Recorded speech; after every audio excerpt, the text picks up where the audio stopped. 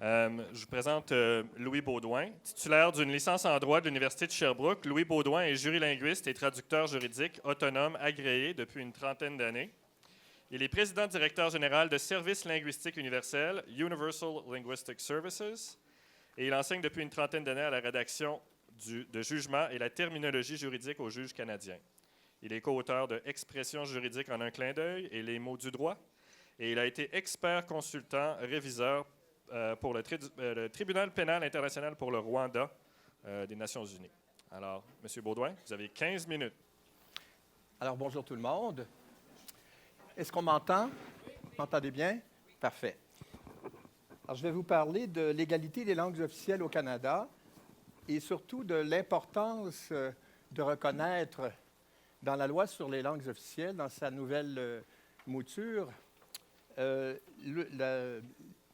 l'égale valeur des deux versions, française et anglaise, des jugements. Vous allez peut-être être surpris de savoir que ce n'est pas le cas, ça n'existe pas. Ce n'est pas encore reconnu.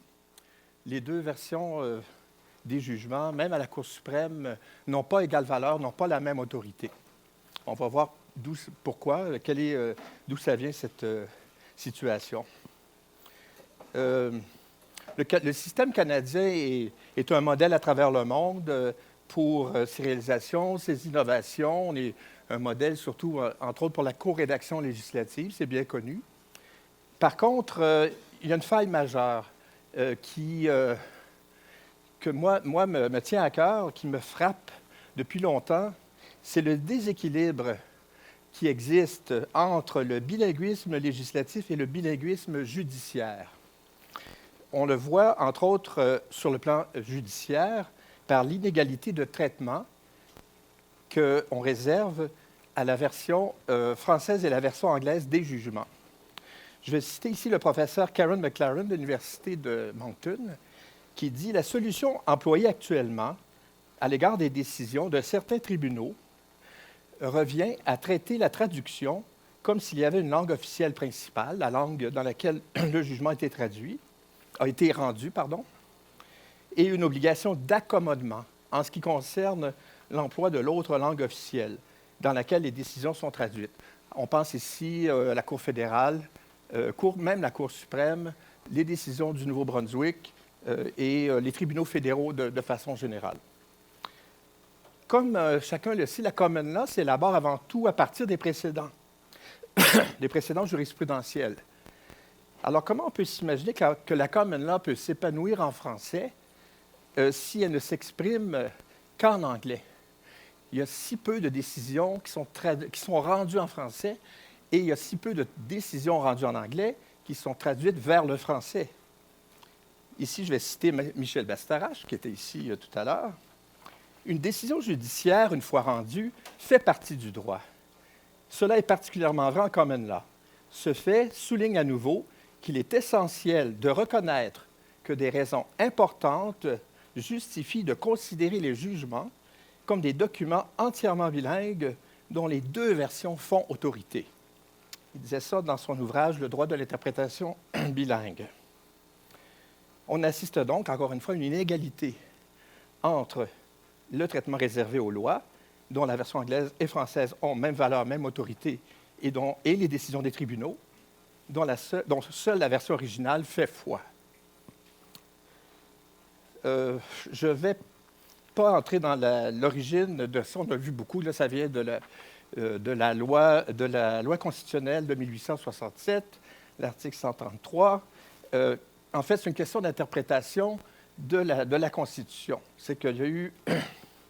Les tribunaux ont, en très, très, très résumé, là, pour résumer rapidement, c'est que les tribunaux ont interprété de façon large le droit reconnu par la Constitution à l'égale autorité des deux, qui était reconnu à l'article 133, l'égale autorité des deux versions des lois, qui n'étaient pas explicitement déclarées telles quelles, et a interprété de façon restrictive le droit des justiciables à s'adresser aux tribunaux dans leur langue, jusqu'à l'arrêt Beaulac dont on a parlé tout à l'heure. l'arrêt Beaulac de 1999 a consacré le principe de l'égalité réelle.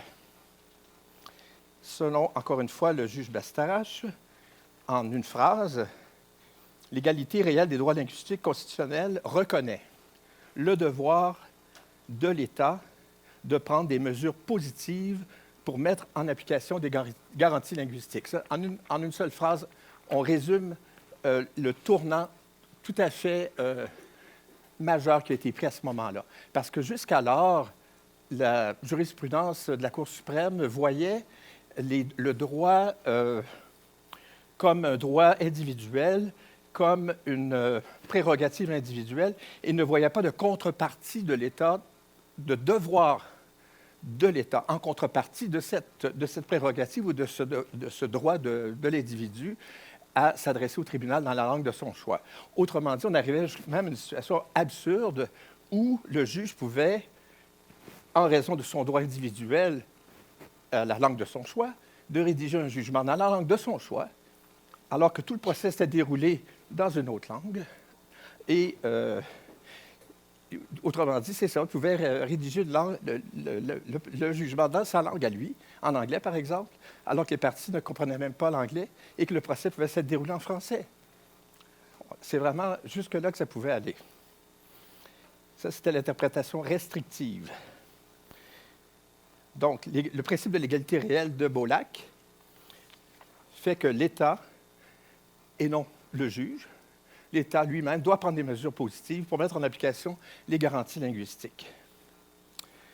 Le problème aussi vient de... On a parlé que la loi sur les langues officielles est presque une nature quasi constitutionnelle. Hein? Mais en même temps, ça n'a pas la même autorité ou le même poids pour les tribunaux. Il y a une certaine marge de manœuvre pour l'interprétation pour les tribunaux, mais ça n'a pas le même poids, disons, que lorsque l'obligation qui est faite à un tribunal de rendre ses jugements dans les deux langues est énoncée dans une loi, comme la loi sur les langues officielles, plutôt que dans la Constitution.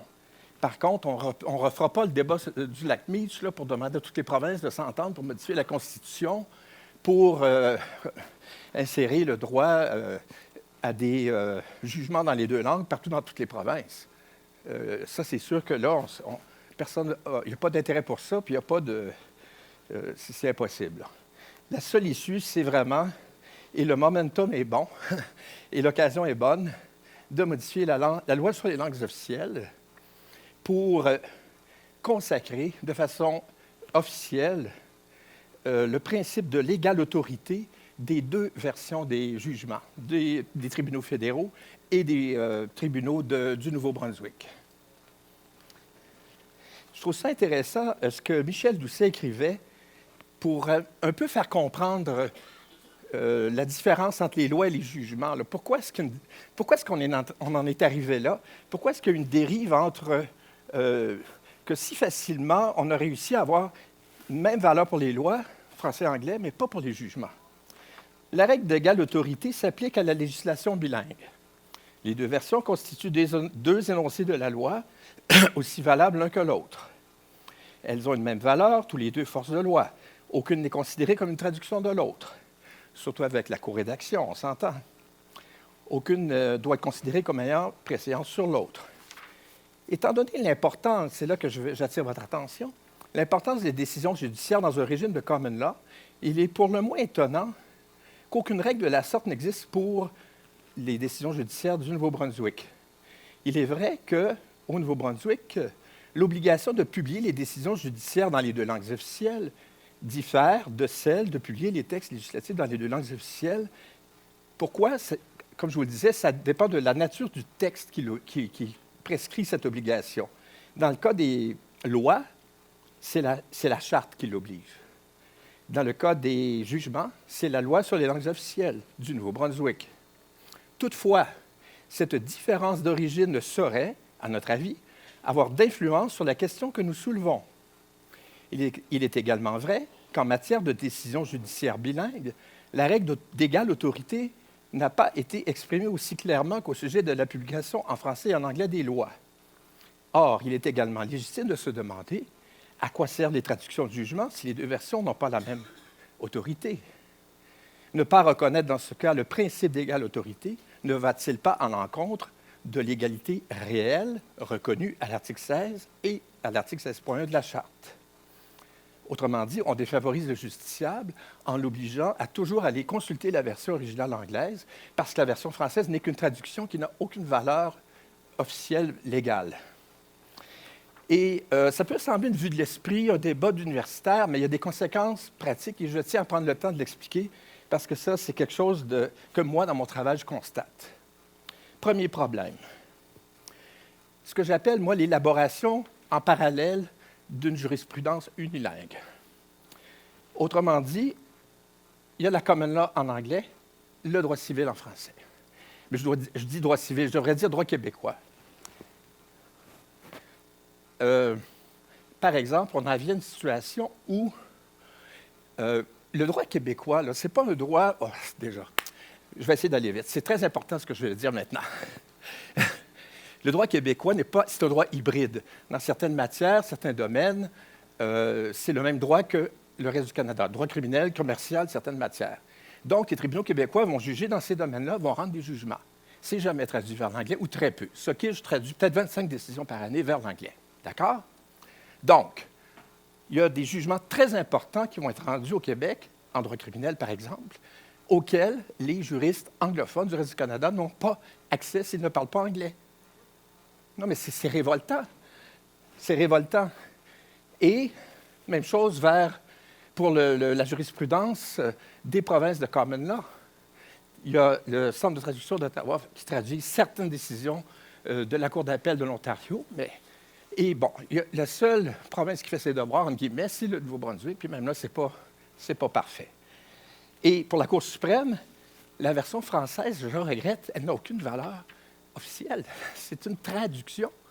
C'est pas égal d'autorité, même si la qualité est là. La qualité est là, parce que c'est quasiment la même valeur que les lois fédérales.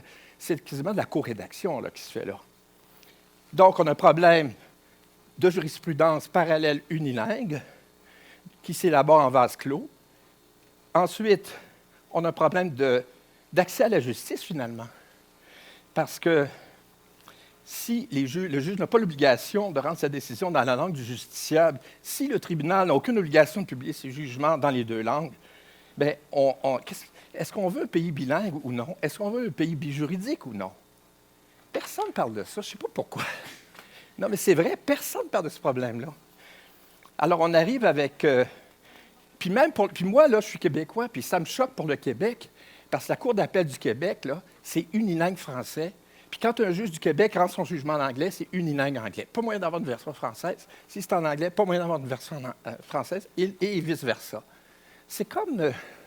on va droit vers un mur, là. Jurisprudence unilingue, mur à mur, d'un bord à l'autre du Canada. Et finalement, dernière chose, comment... Ça, tout le monde est d'accord, ça, je dis un lieu commun, mais il y a 50 personnes étaient comme conscients de ça, le bilinguisme chez les juges de la Cour suprême. Puis ce n'est pas une question de politique. Ça n'a rien à voir avec la politique. C'est la nature même de leur définition de tâche. Pourquoi? Parce qu'un juge, une de ses tâches, c'est d'interpréter la loi. Les lois sont rédigées dans les deux langues. Parfois, il peut y avoir une ambiguïté, souvent, et c'est une des deux versions qui va éclairer le juge. Comment on peut imaginer un juge unilingue anglophone qui ne comprend pas le français, qui est à la Cour suprême, puis qui ne peut pas se référer à la version française pour trancher un litige, peu importe la province d'où ça vient? C'est inimaginable. Il doit être en mesure de comparer les deux versions. C'est un des principes d'interprétation des lois au Canada. Alors, ça n'a rien à voir avec la politique, ça n'a rien à voir avec le bilinguisme, c'est sa job. Alors, des recommandations, ce serait juste ça, là, on a parlé de lever l'exemption du bilinguisme. Moi, je disais ajouter aux conditions de nomination des juges de la Cour suprême l'obligation de maîtriser le français et l'anglais. C'est la même chose. Et là, je le recommande d'une façon plus particulière que la loi sur les langues officielles exige la publication de tous les jugements de la Cour d'appel fédérale simultanément, comme la Cour suprême dans les deux langues officielles, et celle des autres jugements des autres tribunaux fédéraux dans un délai raisonnable. Excusez-moi pour délai raisonnable, là, mais ce n'est pas à moi de mettre un chiffre. Consacrer dans la loi sur les langues officielles le principe, ça c'est super important, consacrer dans la loi sur les langues officielles le principe de l'égale valeur et de l'égale autorité de la version française et de la version anglaise des jugements des tribunaux fédéraux.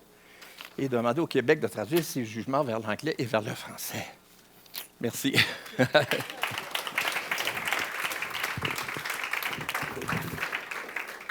Yvan Derry, Patrimoine canadien, à titre personnel. Vous avez beaucoup d'amis dans la fonction publique fédérale et puis vous avez beaucoup d'amis dans la fonction publique fédérale et vous avez tout à fait raison. Les jugements des cours fédérales devraient être rendus dans les deux langues officielles simultanément et devraient avoir force égale, y compris pour les jugements de la Cour suprême. Et c'est une aberration que j'espère, et ce ne sera pas sur mon watch, mais j'espère que ça va être corrigé dans la prochaine loi sur les langues officielles. Petite question concernant les juges de la Cour suprême. Il y a des juristes éminents qui nous disent, en particulier depuis l'arrêt sur la nomination ou la non-nomination du juge Nadon. Oui. Il y a des juristes éminents qui nous disent très clairement que de modifier les conditions de nomination des juges de la Cour suprême et d'ajouter une obligation de bilinguisme personnel serait considéré comme une modification des conditions de nomination.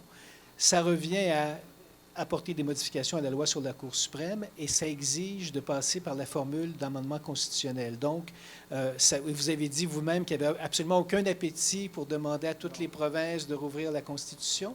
Et cette question-là des juges de la Cour suprême nous amènerait là, selon plusieurs juristes là, qui se sont prononcés.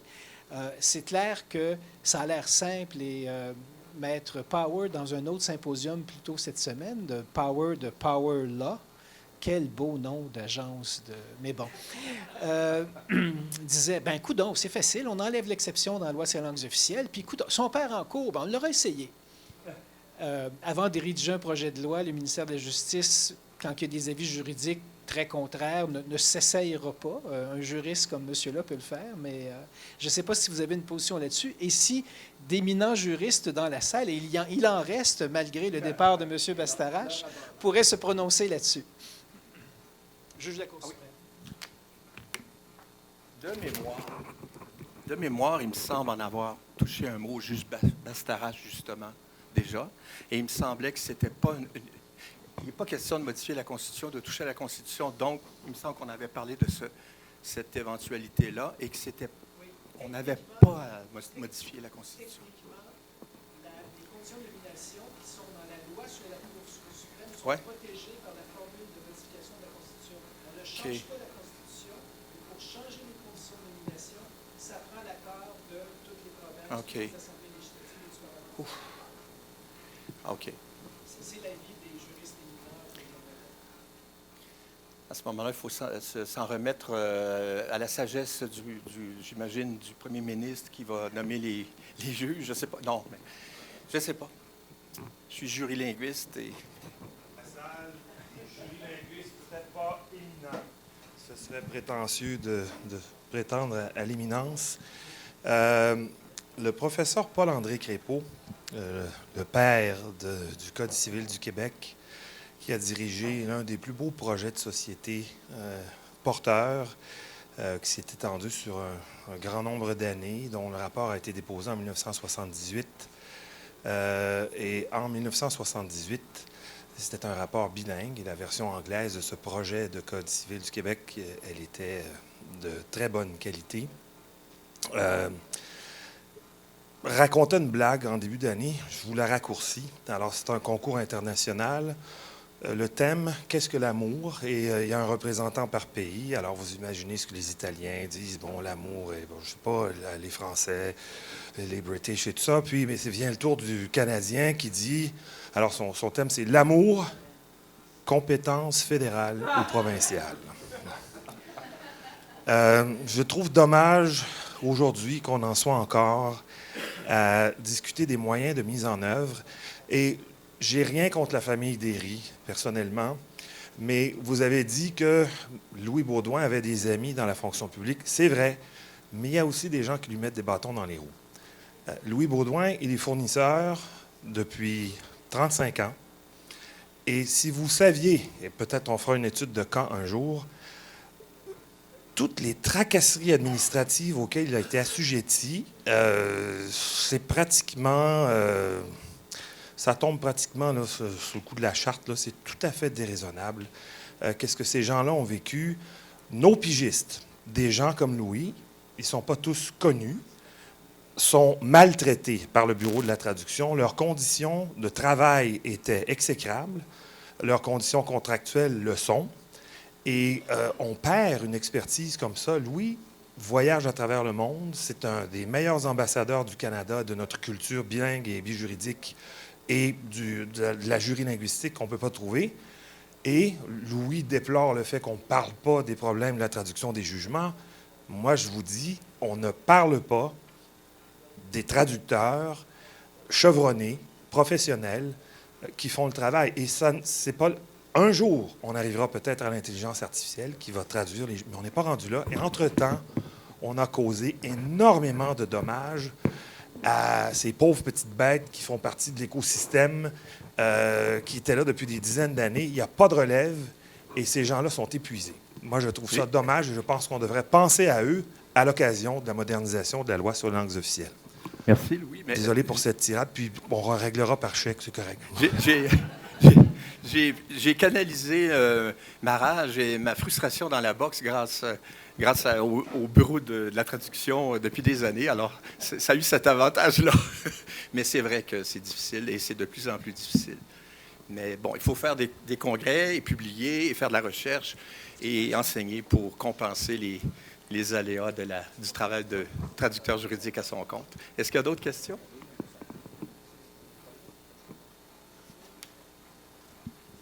Merci. C'était plus un commentaire qu'une question. Je me suis senti un peu visé lorsqu'on a parlé des amendements constitutionnels au sujet des conditions de nomination des juges.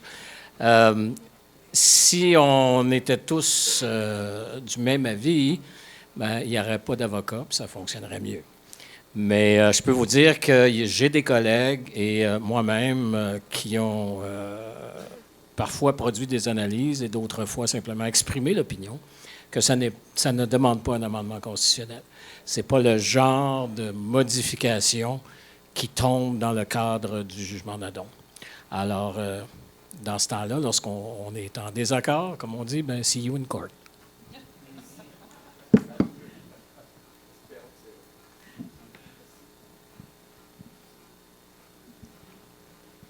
Donc, une main d'applaudissement pour notre